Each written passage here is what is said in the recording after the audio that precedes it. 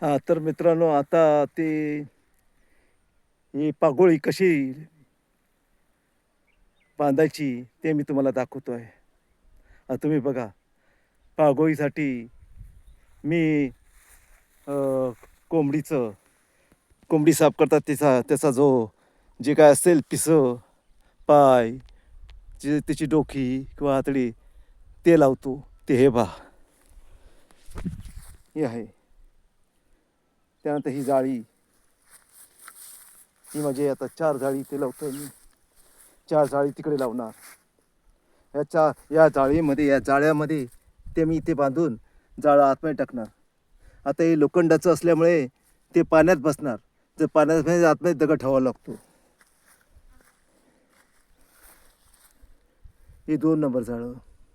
या जाळ्यामध्ये ही एक जाळी आहे. या जाळ्यामध्ये ते चिकनचं हे पदार्थ त्यात लावणार. हे 3रं आणि हे 4थं जाळं. हे हात धुवायला पाण्याची बॉटल आणि मी खेकडे पकडले का पिशवीत ठेवतो. मी हाताने पकडत नाही. खेकडे हाताला चावले तर जबरदस्त चावतात, रक्त येतं. त्यामुळे मी रिस्क घेत नाही.